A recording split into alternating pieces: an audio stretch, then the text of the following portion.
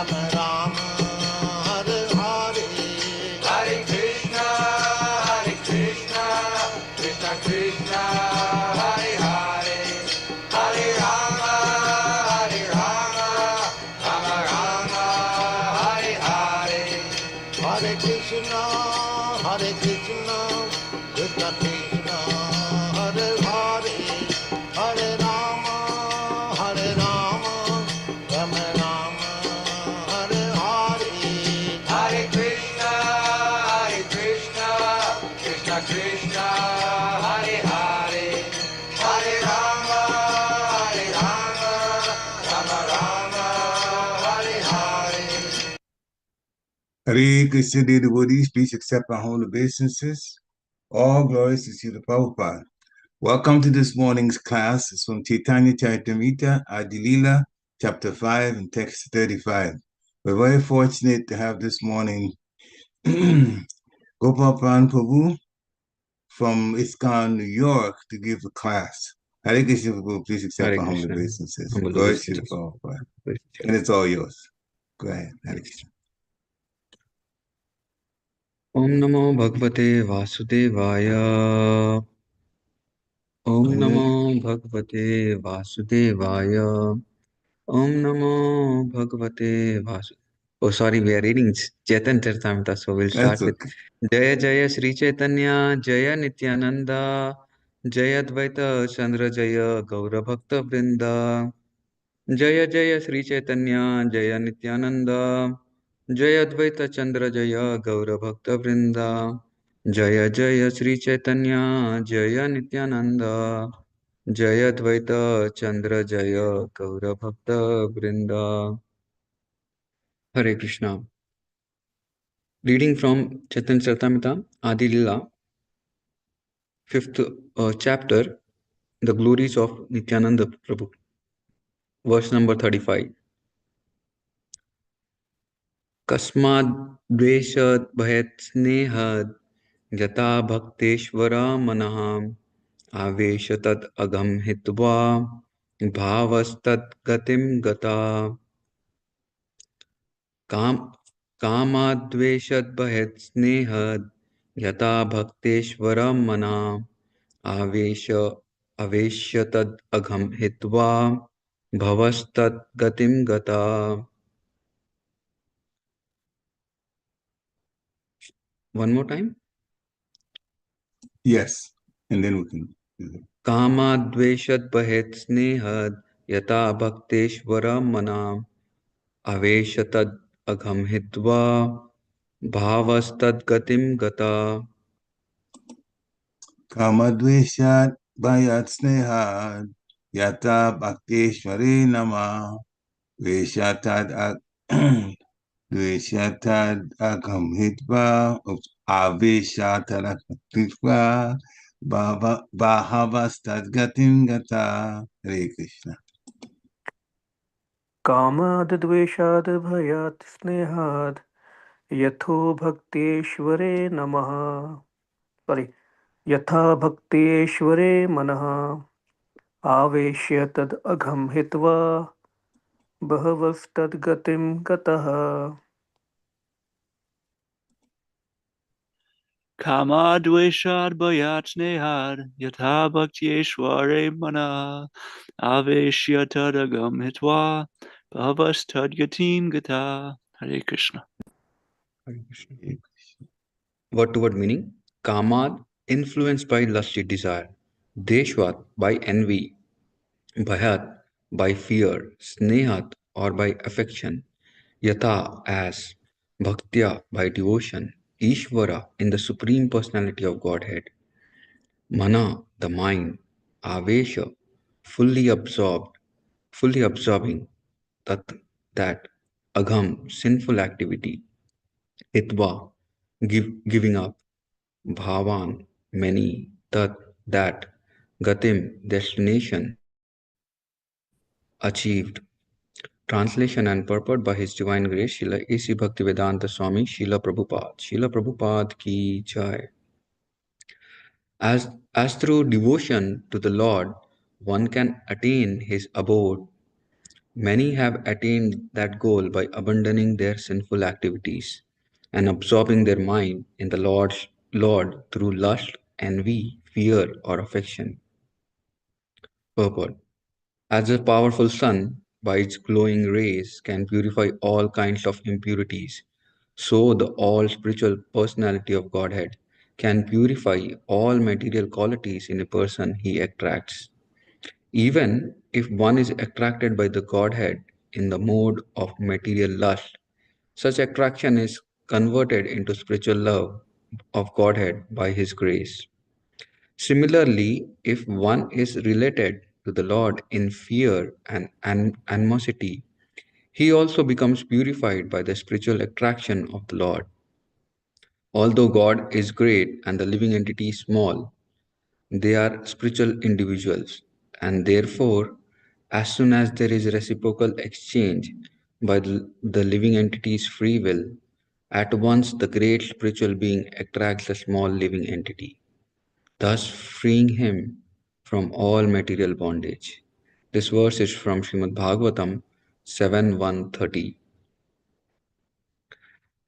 I'll recite the prayers. Om Ajnanatimirandasya Jnananjana Shalakaya Chakshano Militam Yena Tasmai Shri Gurave Namaha Sri Chaitanya Manobhishtam Stapitam Yena Bhutale Swayam Rupa Kadamayyam Dadati Sa Padantikam Vandeham Shri Guru Shri Yuta Padakamalam Shri Guru Vaishnavamischa Shri Rupam Sagrajatam Sagana Raghunatham Tam Sajivam Sadvaitam Savadutam Parijana Sahitam Krishna Chaitanya Devam Shri Radha Krishna Padan Sagana Lalita Shri Vishakam Vitamischa Namo Vishnupadaya Krishna Pristhaya Bhutale Srimate Bhaktivedanta Swami Niti Namine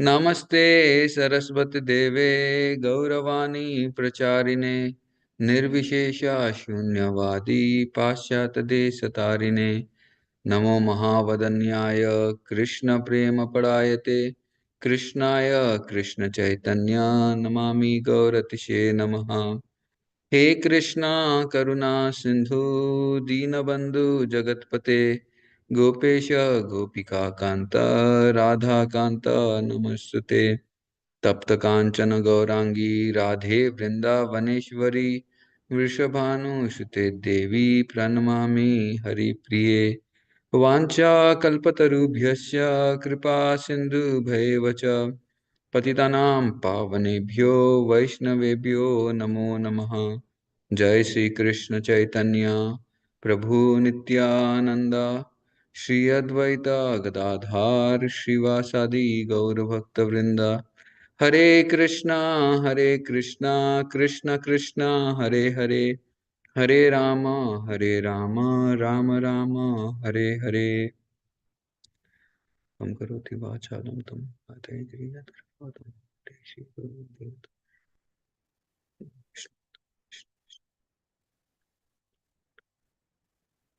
Hare Krishna. First of all, I'd like to seek blessings of all the devotees who have assembled here, especially senior devotees like Parikshit Prabhu, Anusuya Mataji, Dhir Krishna Prabhu and others, so that I can speak something on this glorious topic of Chaitanya Charitamrita and Srimad Bhagavatam, since the verse is from Srimad Bhagavatam. So I seek all of your prayers and blessings so that I speak properly from whatever I have heard from Guru Parampara and speak it for the benefit of for glorifying Krishna, glorifying Lord Nityananda Prabhu, and so that my heart get purified and I can render some service at your lotus feet. Hare Krishna. Vancha kalpatarubhyasya kripa sindhu bhayavacha patitanam pavanebhyo vaishnavebhyo. Seeking the dust of all your lotus feet, let me start speaking. So this chapter is a very beautiful chapter from Chaitanya Charitamrita, describing the glories of Nityananda Balram. Vande Ananta Adbhuta Ishwaramya Sri Nityananda Ishwaram Yaschat Tat Sarupam Ajjanapi Nirupate. Let me offer my respectful obeisances to Lord Sri Nityananda Prabhu, the Supreme Personality of Godhead. who is opulent and wonderful with his unlimited pastimes, and by his will, even a fool can understand his identity. This is the starting verse of this chapter. And in this chapter, if we see, there is very wonderful description of how Lord Nityananda Prabhu is expanding himself in different forms of Vishnu to serve Krishna. So few verses initially they describe the expansion of Balram, and how Krishna is expanding into Balram, and from Balram there is expansion of Sankarshan, and there is expansion of first quadruple expansion, and then from quadruple expansion of then there is Mool Shankarshan, and from Mool Shankarshan there is Narayan of Vaikuntha, which is expanded, and from there the quadruple expansion takes place, second quadruple expansion, and then Mahasankarshan comes again. So this is like Shankarshan is expanding, and then there are five types of Vishnus which are coming personally to serve Krishna. Three are Mahasankarshan and three Vishnus, and then one personal form of Shesha Ananta is coming, and then they are serving personally the Supreme Personality of Godhead Krishna. So here in this verse, this verse has come basically glorifying. This is explaining about the Siddhaloka, or outside Vaikuntha is Jyotir Maya Mandal. Bright rays of Krishna's bodies is explained in few verses, and then how this verse is being quoted by Krishnadas Kaviraj Goswami to explain that everyone can approach Krishna, and whoever approaches Krishna, they get purified. So that is something which is very wonderful about this verse, what has been quoted here. This is about explaining that the Lord who has come in his personal form, he's expanding himself in Brahmajyoti. There are different types of things which are required, and then demons also attain this sarupa very easily. And then this verse is quoted from Srimad Bhagavatam of first canto, 7th canto, first chapter, verse number 30. There is a dialogue between Yudhishthir Maharaj and Narad Muni, and this verse comes here, where Narad Muni is explaining how anyone who is approaching, anyone who approaches Krishna, even with any types of feeling, or any types of emotions, whatever they have, like a person is lusty, a person is greedy, or a person is envious, or he's fearful, he gets purified by the mercy of Krishna, because Krishna is all attractive, and Krishna is the purifying agent which can purify the hearts of everyone. So this is very wonderful wonderful thing what we can see here about how anyone who approaches Krishna, they get purified.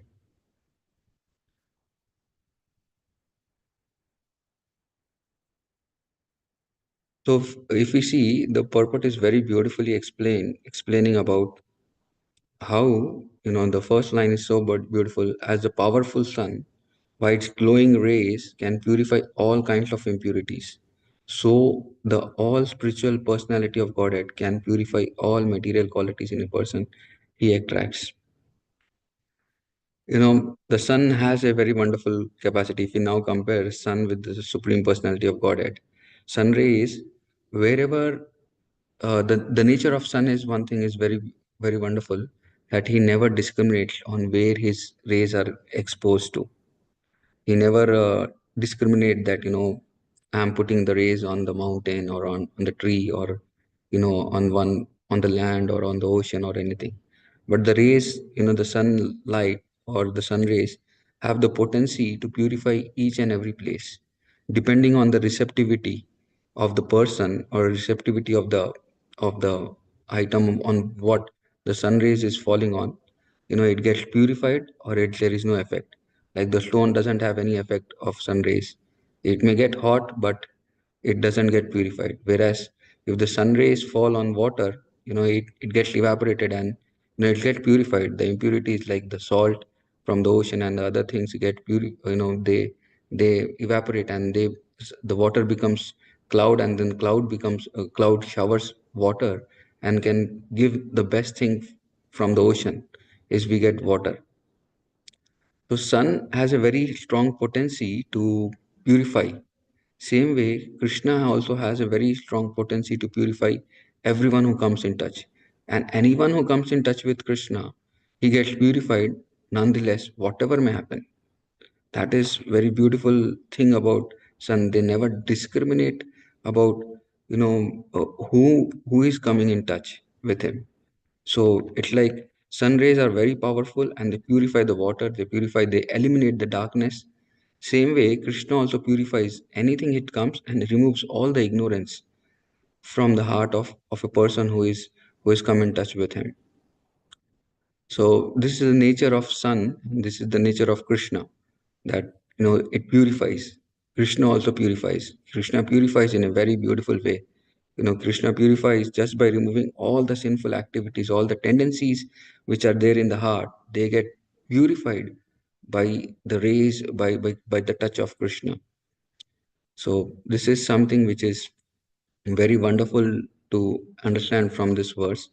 And this verse has there is this few things where a person who approaches Krishna somehow or the other, anya bilashita shunyam jnana karma dhanavritam anukulyasa sankalpa anukulyasa anukulyasa, what is that word, anukulyasa Krishna anushilanam.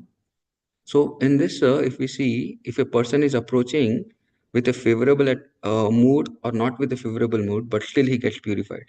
We see that lust, if a person is approaching Krishna, if a person with a lusty attitude, he's approaching Krishna, he gets purified. We see the example of who has approached Krishna with a lusty attitude was Kubja. Kubja had a very lusty attitude. As soon as Krishna and Balram, they were walking in Mathura, to the courtyard of Kamsa on the banks of on the streets of Mathura, Kubja happened to carry sandalwood pulp, and she saw that Krishna and Balram, they have come, they are walking on the streets, and they appear so beautiful to especially Krishna appeared so beautiful to Kubja that Kubja was attracted by Krishna, and she wanted to offer something and wanted to fulfill. So she approached Krishna, and then Krishna immediately purified her very easily. It's like just Krishna, she had a hunchback thing, and then Krishna removed everything. Krishna removed her, just by stepping on on her foot, and just by a small touch of Krishna, the hunch had gone, and then she became a very beautiful, attractive woman, and she wanted to approach Krishna. And in fact, after getting purified, she told Krishna, "Why don't you come and enjoy with me after your business is done in Mathura?" And Krishna told, "Yes, definitely." But then Krishna purified the heart of Kubja, even though she has approached with a lusty feeling towards Krishna. We see the example of same thing had happened with the gopis also. In this is unfavorable thing what we are speaking now. Favorably, if we see gopis approach Krishna with the lusty feelings, and Krishna accepted that, and in fact they are the worshipable. Lord Chaitanya Mahaprabhu worshipped gopis in one way, because that is the way Krishna has approached, the gopis have approached Krishna.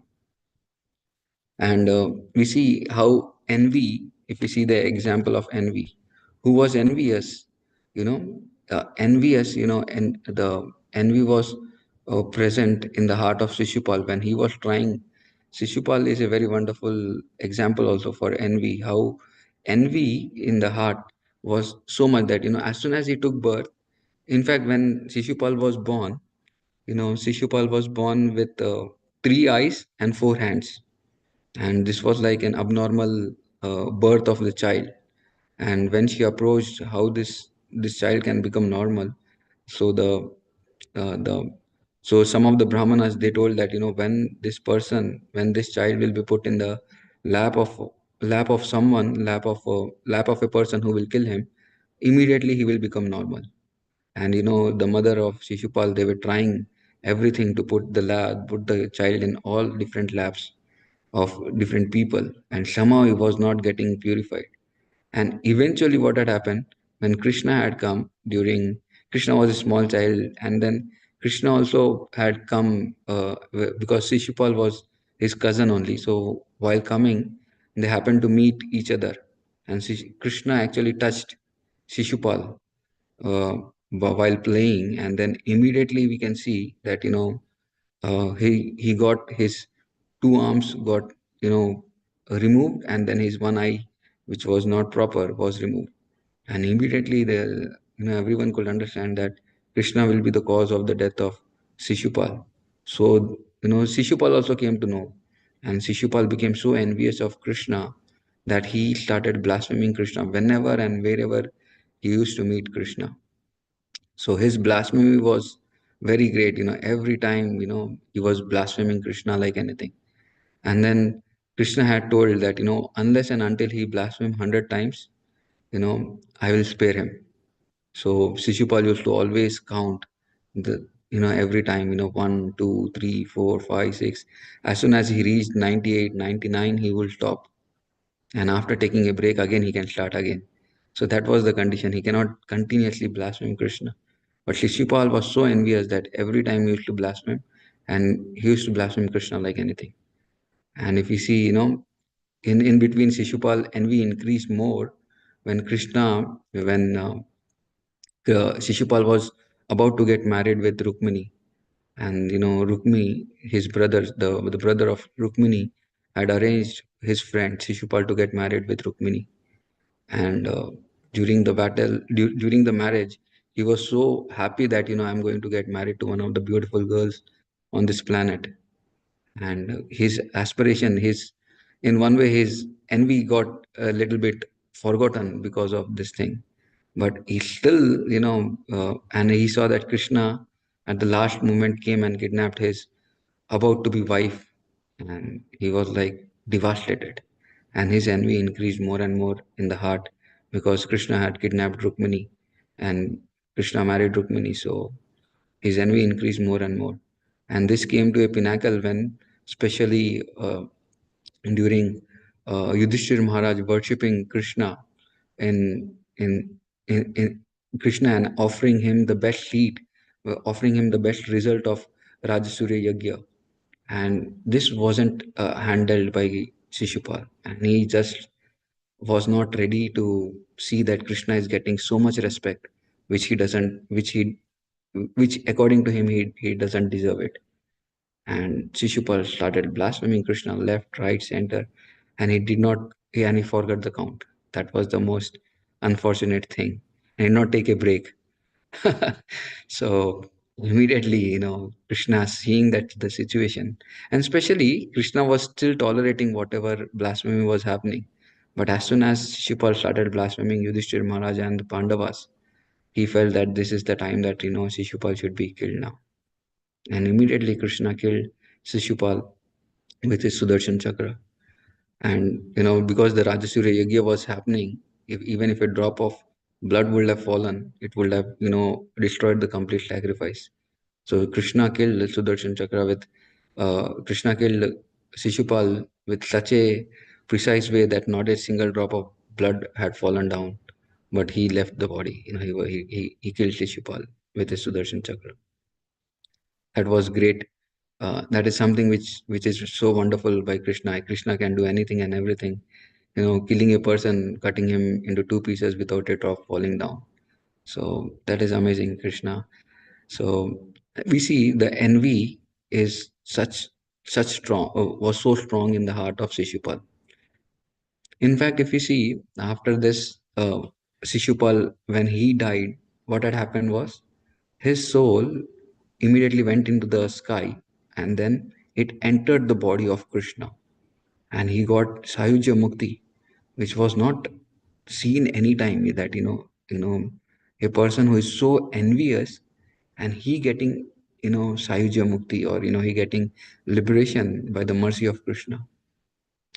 And this was like not conceivable by many devotees or many people around.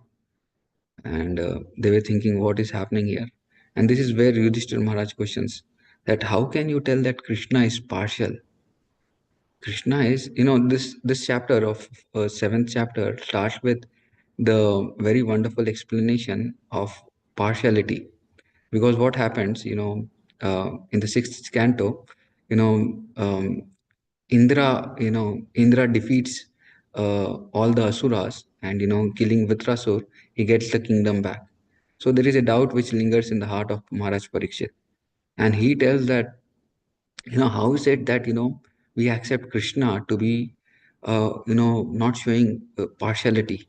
We always see that Krishna is showing partiality towards his devotees, especially you see now he's taking side of the demigod, and he's making them victorious, he is giving them whatever is required, whereas for asuras he's not taking his side.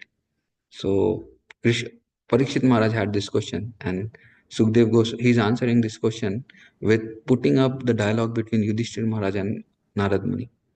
And Narad Muni, Yudhishthira Maharaj is putting, how should I understand that Krishna is not impartial? He sees that even though Shishupal is so much envious, still what is happening here? Shishupal is getting liberation, Sayujya Mukti, because of blaspheming Krishna. So what is the nature of Krishna? I should understand. This is amazing. Like, he's telling he's so compassionate that he's giving, liberation to Shishupal also. So this was something that Yudhishthira Maharaj was telling, that Krishna is not partial at all. Krishna is impartial to every living entity. In fact, he's giving such wonderful benefit by just approaching him.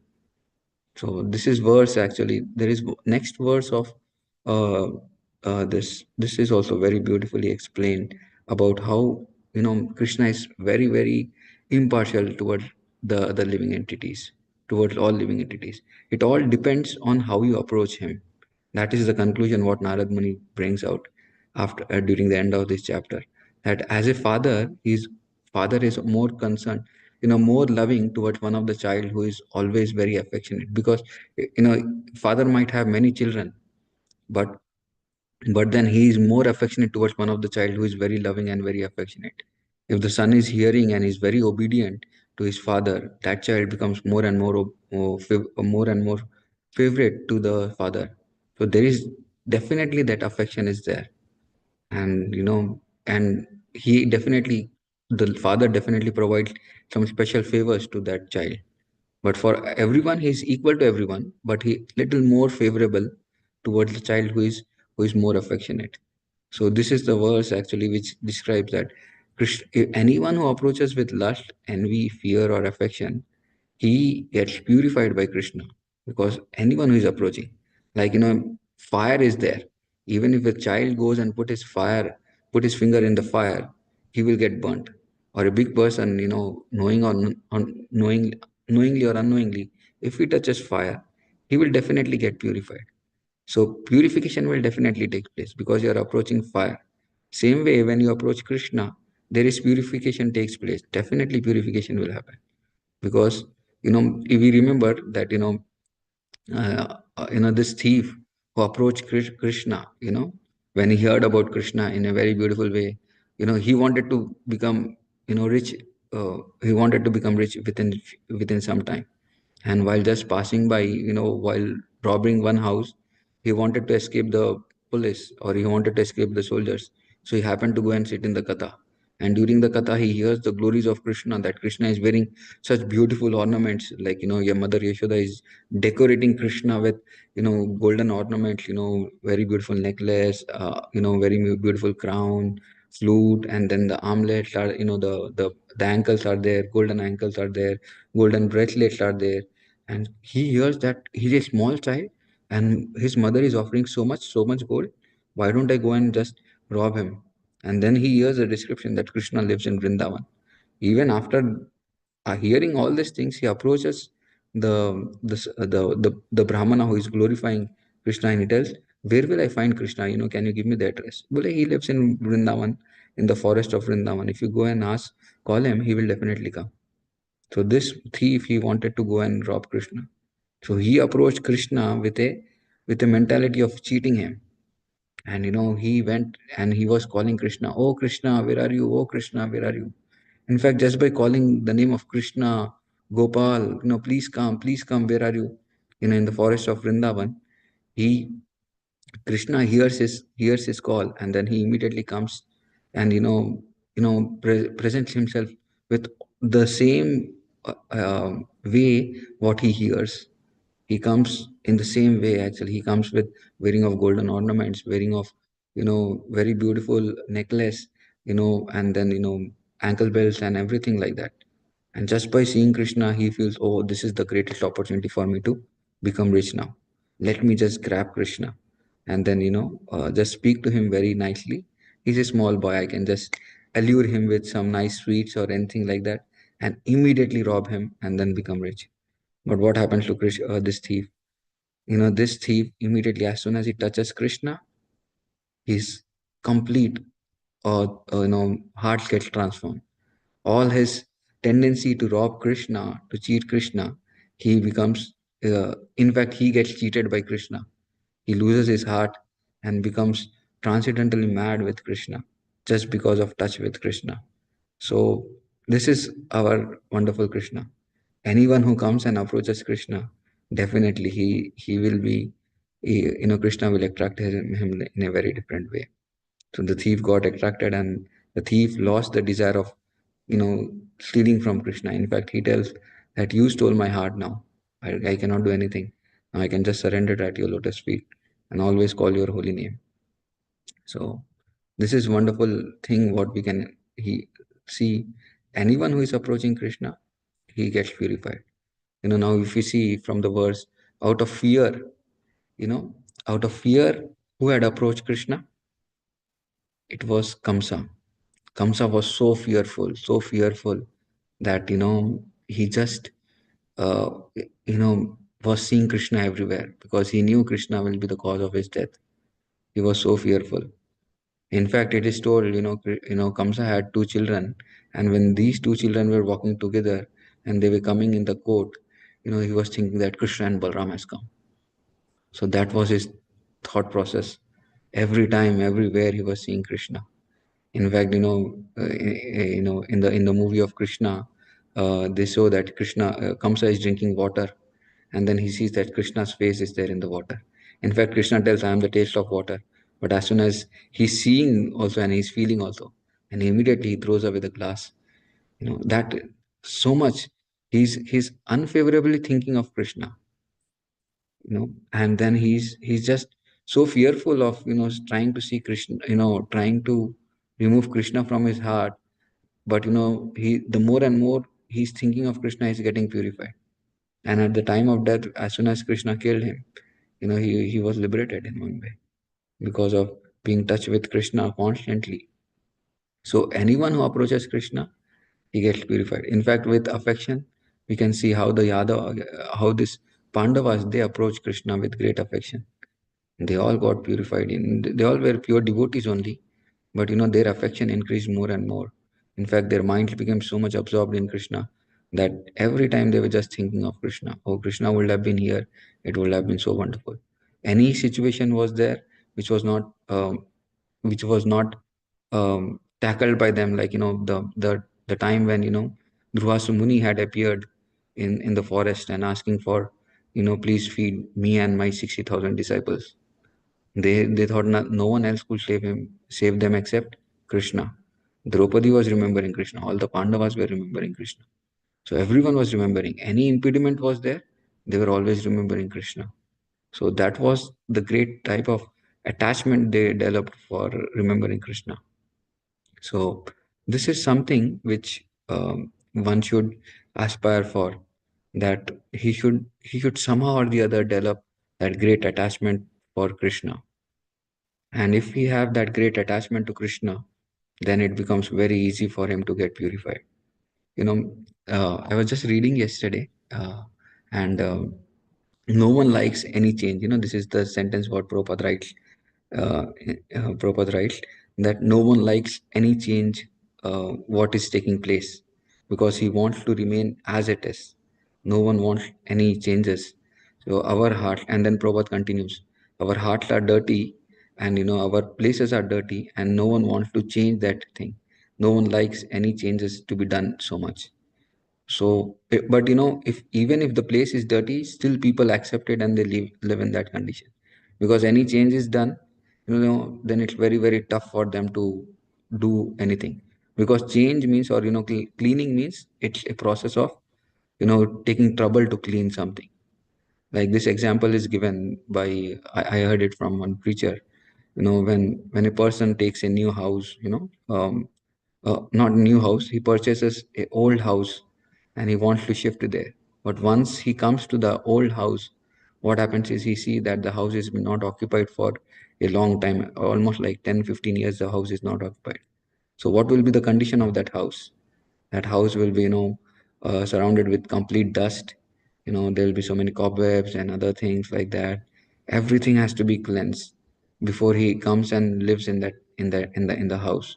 So it's very difficult for that person to live in that house in that condition. But he definitely wants to live there. Then he has to clean that place.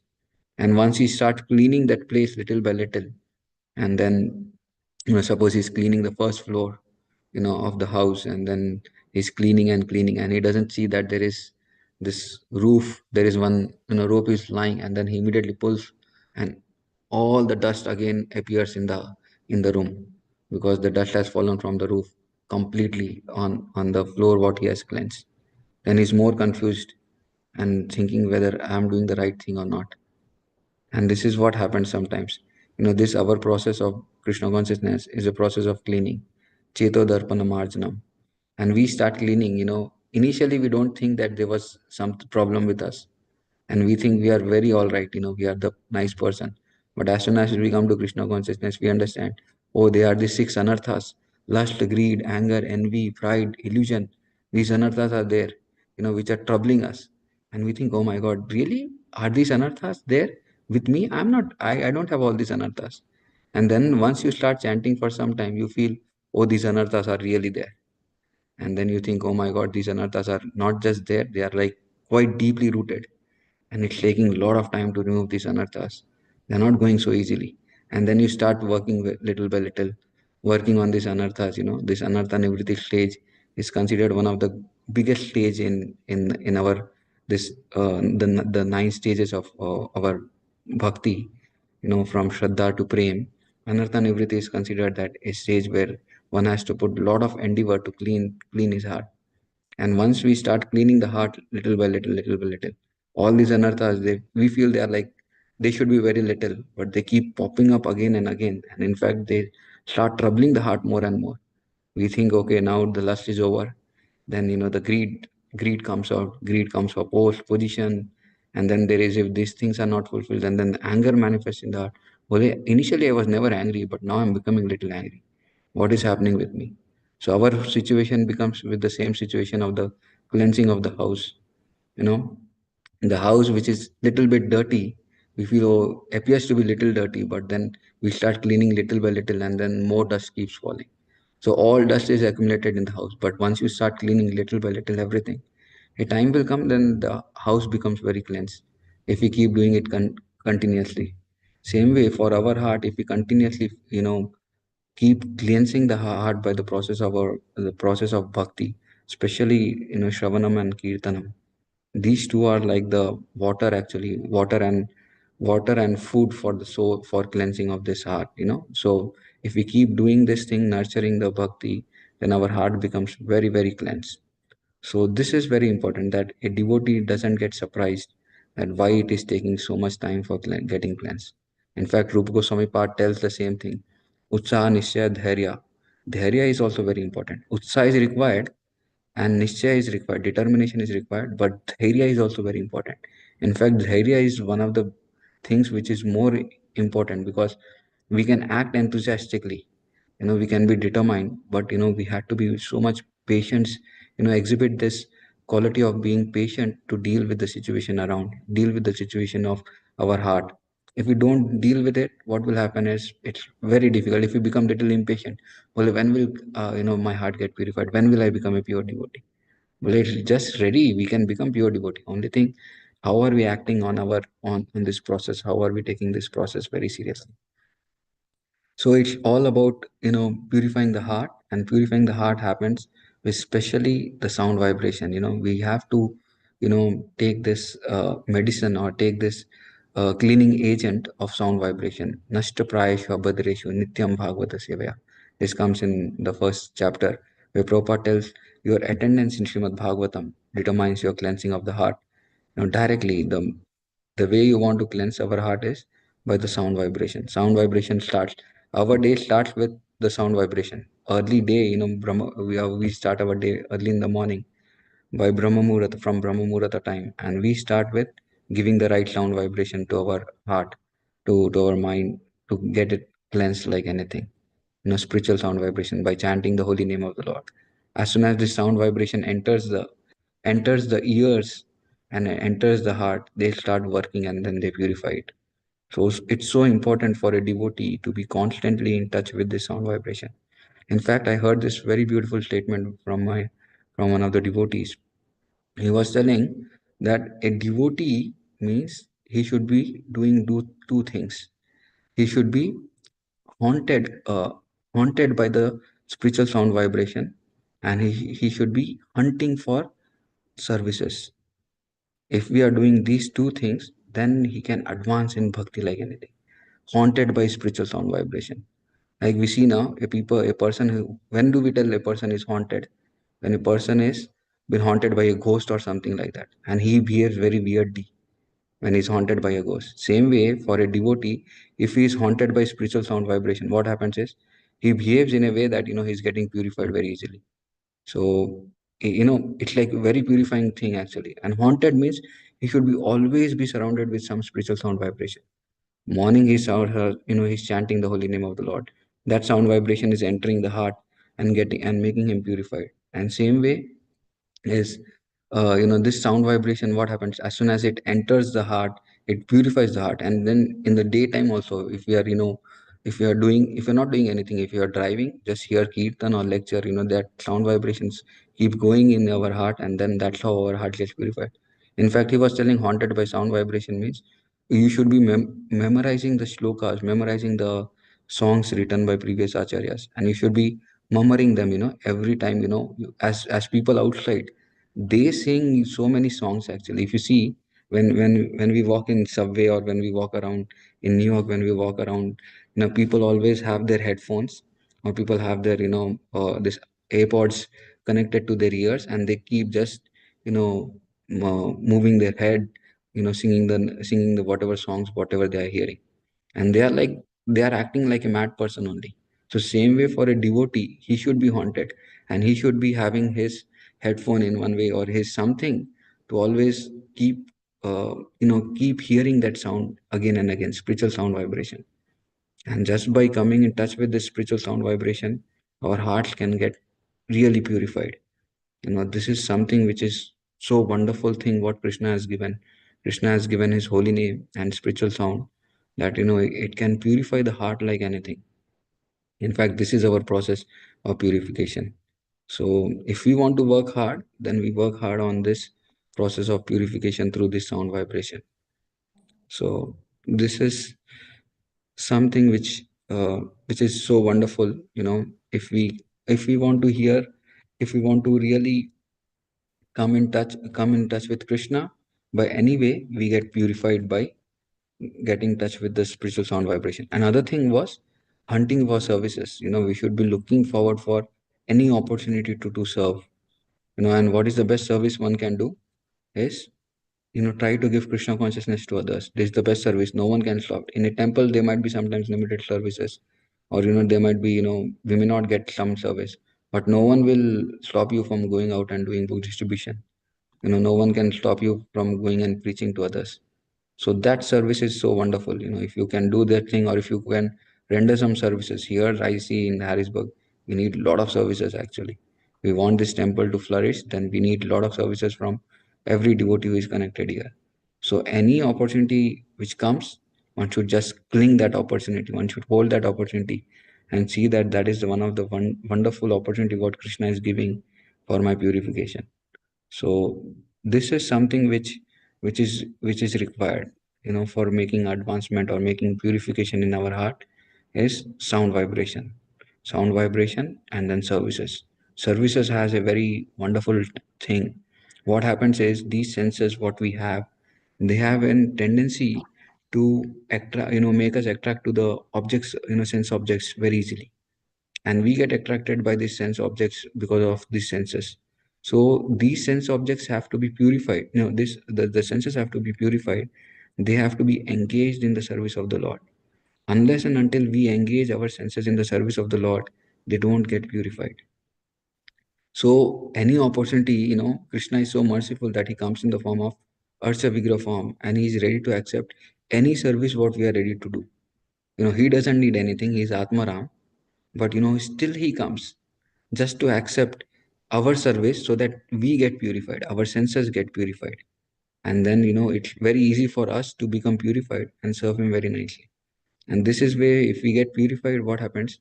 At the end of the day, we just, we will be the most happy person because our heart gets purified from all these unwanted things, all these anarthas, what are lingering in our heart, what are, occupying the heart. And then Krishna will come and reside in our heart, and that's how we get, we attract the mercy of Krishna. And in fact, Krishna will reciprocate with us when when we are able to make our heart a pure place.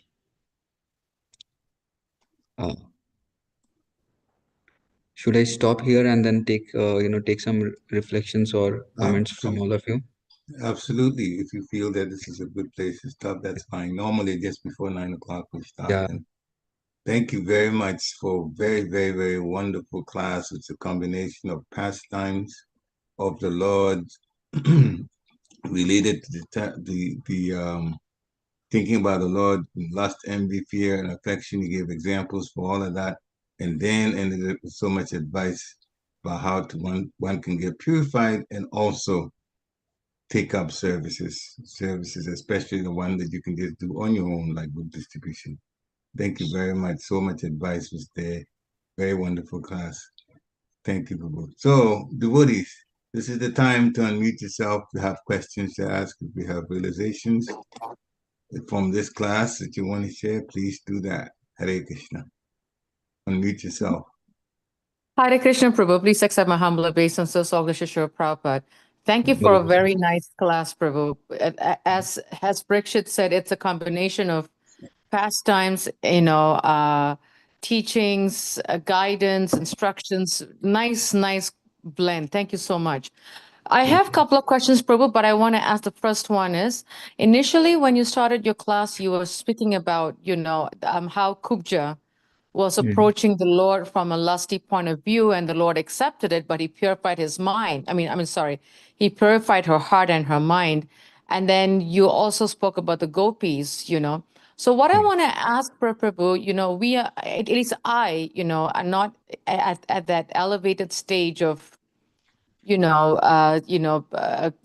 like how it was with Kubja and all the other, personalities. Now, my question, Prabhu, is when we approach the Lord, because, we are dealing, it's not like we have the Lord like how, it was in the old, in the Shastra, because we have the Acha Vigraha of the Supreme Personality of Godhead. So is it safe or, or should we, or should people in general approach the Lord in a spiritual way, not in the lusty way, or should it, or if they approach materially, what are the chances of them getting purified? Like in the case of Kubja, I was just thinking about that. One thing is, at least people are approaching the Lord. That is one benefit of the people around, whoever is approaching, they are approaching the Lord. So definitely they will get purified in whatever consciousness. It might be material or it might be spiritual, like, Mirabai had, if you give one more example for this thing, Mirabai had a very great affection for Krishna. And in fact, she wanted to just marry Krishna, and no one else. There are many devotees actually, few examples actually comes also. There is one more queen, a Muslim queen, it comes in connection with Raghunath Das Goswami or Rupa Goswami. There is one queen actually who approaches Krishna and he wanted to get married when he wanted to get married to the deity of Krishna. I think that is Madan Mohan or some deity. I'm not recollecting exactly the pastime, but they were so attracted to the Lord in his Archa Vigra form also that they wanted to marry Lord in that way. And somehow or the other they had that wonderful feeling towards the Lord. And then the Lord purified that feeling, and in fact, Lord accepted. If we see the example of same example, if we see with this Andal, there is this in Sri Vaishnava Sampradaya, there is this Lord Balaji. He marries one of the daughters of an Andal. This is her name is Andal only, and in fact, during the month of January, there's a marriage which takes place in Sri Sampradaya temples between Lord Balaji and Andalji. And she's a very pure devotee. She had a very pure heart, and she wanted to offer Lord Ranganath, his her services. In fact, so she used to make garlands for the Lord, and she was so intoxicated with the service of making garlands for the Lord that before offering it to the Lord, she used to wear that garland, and she used to see how the garland is looking, so that the garland should look so beautiful on the Lord. So every day she used to wear this garland, and then she used to offer it to Ranganathji. And what happened one day, she happened, her father who was serving Ranganathji, he happened to see that there is a hair in the garland before offering, and he was surprised, how is this that the hair has come? And then he happens to see next day that her daughter is wearing the garland before offering it to the Lord. And then he chastises the daughter like anything. Well, how can you do like this? It's such an offense, in serving Ranganathji. And that day, he asked the daughter to make one more garland. The fresh garland is offered. The father takes the garland to offer it to Ranganathji, and Ranganath is not ready to accept the garland at all. In fact, Ranganath tells to the priest that, I want to accept the garland which is worn by your daughter. And then it is understood that this daughter is having such great feelings towards the Lord that, she will not marry anyone else except the Lord. And eventually the daughter gets married to the Lord. And this is what is been explained. So the thing is, even if we have lusty desire, to approach the Lord, that desire will get purified. And that, if we, the thing is, at least we have feelings towards approaching the Lord. And if we keep inculcating those feelings, definitely those feelings get purified over a period of time. And we understand. But for us, Prabhupada has always told us, we are not at that level of, coming to the level of gopis or anything. Our bhav is, we are like, we are always the das. We always want to serve Krishna in a dasya bhav. We want to be the servant of Krishna. So if we do that, definitely it's like wonderful thing. So when we are serving the deities, we always take care of the deities very nicely. We serve them as and they reciprocate also. The more you serve them, the more they reciprocate. There's so many instances where the deities reciprocate with the devotees in very wonderful ways. Recently I was seeing one of the status of a devotee, and he was showing that how Krishna is serving himself. In fact, this is it has gone very famous also, that how Radha Madhav is adjusting his flute, especially when the pujari is showing his mirror. And this is how deities actually reciprocate very wonderfully. So whatever feelings you have, if you are exhibiting your feelings towards the deities or towards Krishna, then definitely, if they are not, even if they are not purified, they get purified over a period of time. This is what I can tell you, Mataji. Thank you, Prabhu. Very nice. Thank you for really. In fact, as you're speaking, I was even thinking of Putana. She wanted to come. Putna, yes.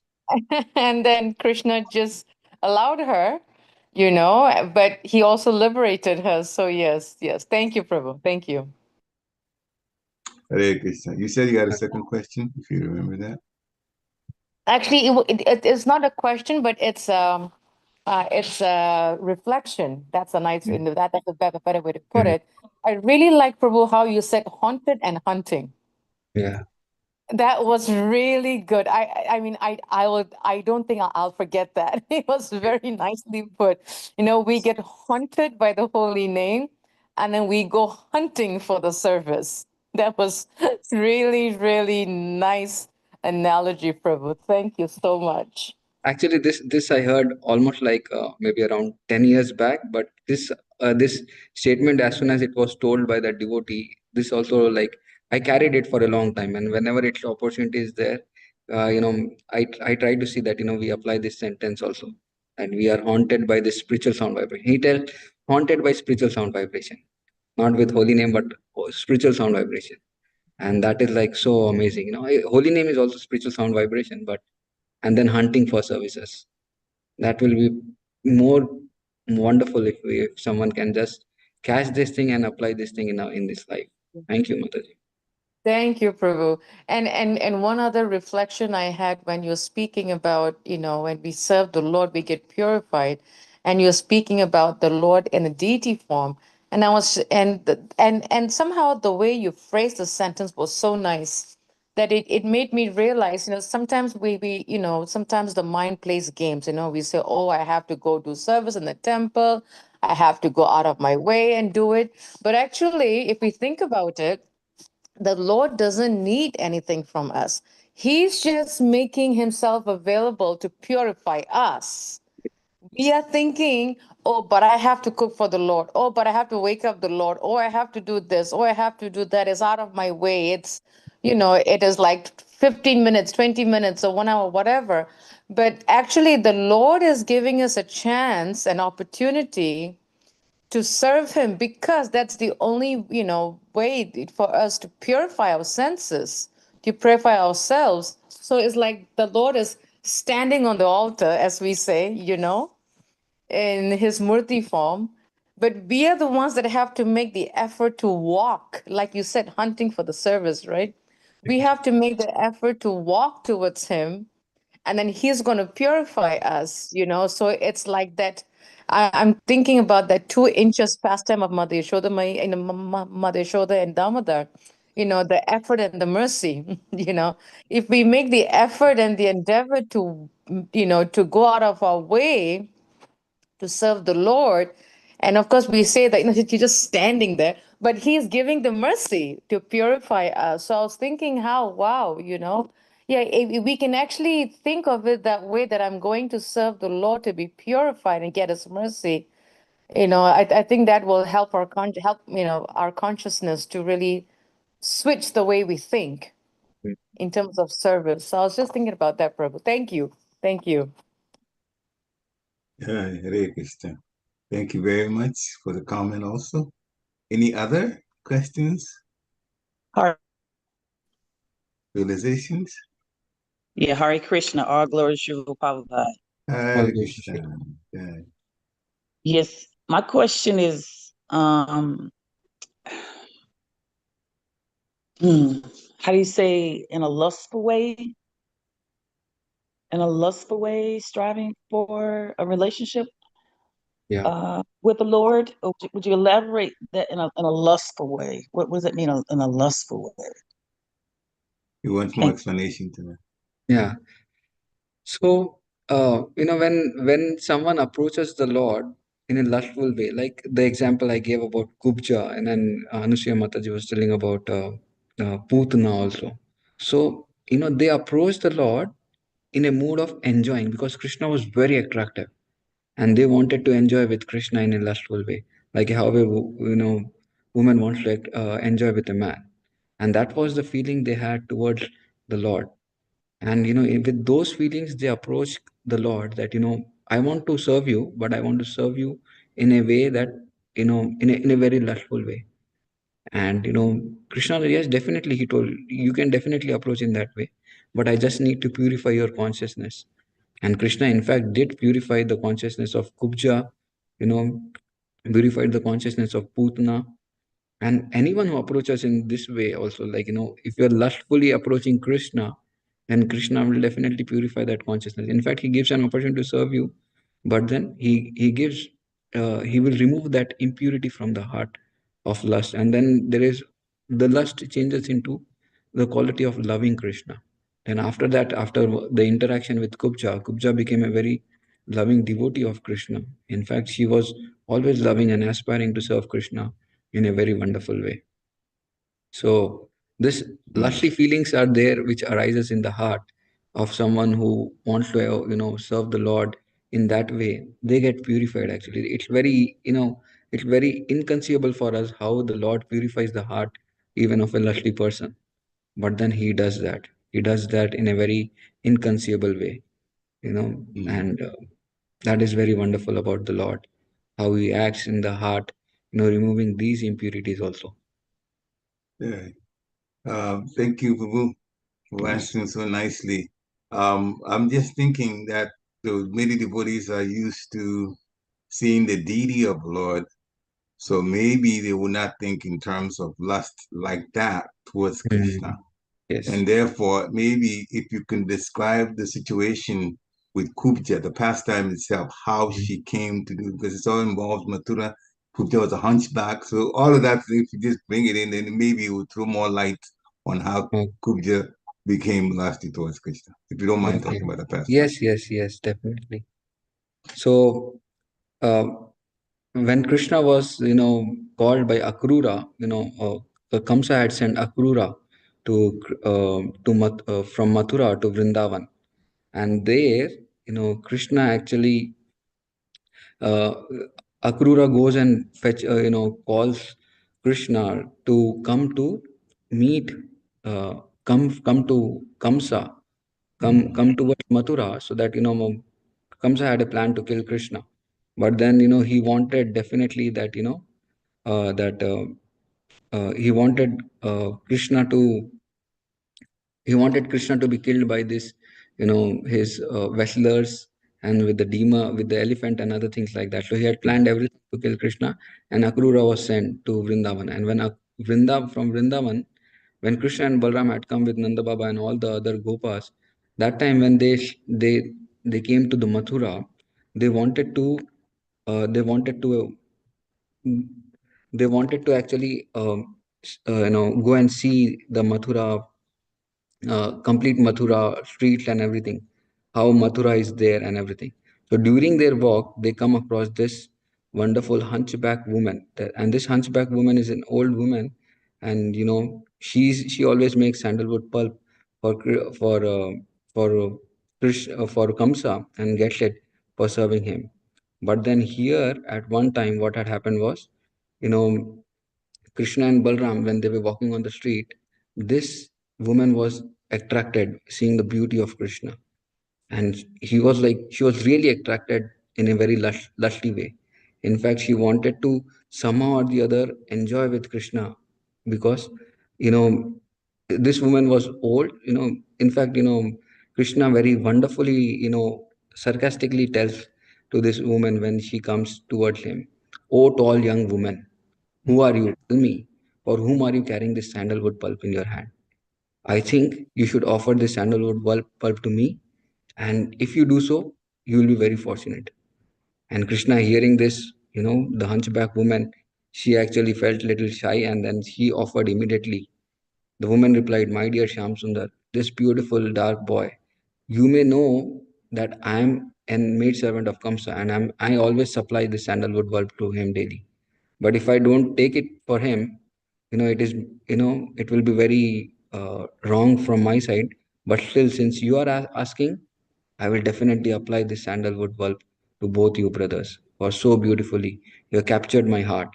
And this way, when Krishna was speaking to this woman, and glancing upon them, smiling, and immediately what did Krishna do? Krishna just put his feet on the leg of her, and with his one small finger, catching the chin of this kubja, he just did a small operation in one way, and then her body, which was hunchback, it became like such a beautiful body. In fact, she got a small jerk with his hand, made her into a very beautiful straight girl actually.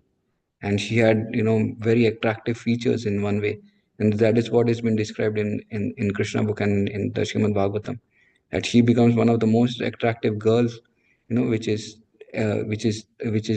present in front of Krishna.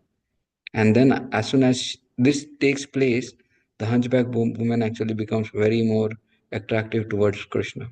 In fact, she asked again, why don't you come, and as soon as your business is done in the evening, why don't you come and, let me allow you to serve in a way that I can satisfy you. So she forgets that even though they are standing on the street, they are having this, she was flirting with Krishna. This girl, this woman was flirting with Krishna and trying to serve Krishna in this way. But immediately Krishna tells, yes, definitely, I'll come and fulfill all of all your desires.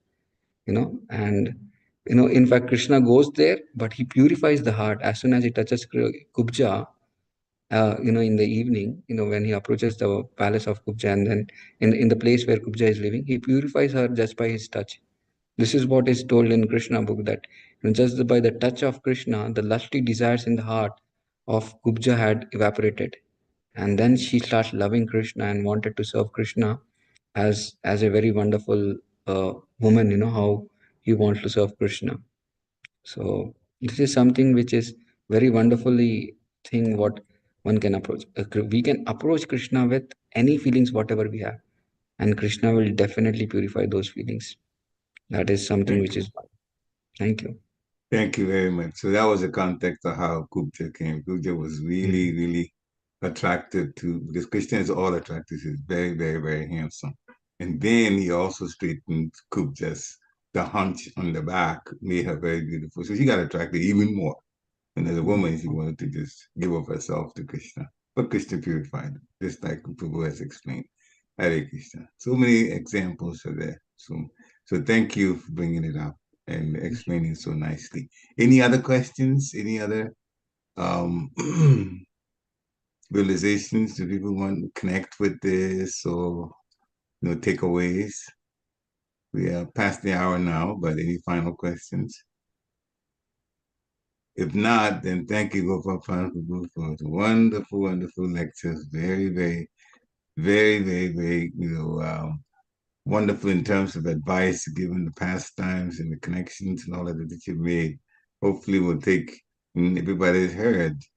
Haunted by the holy name, the sound vibration, and hunting for services.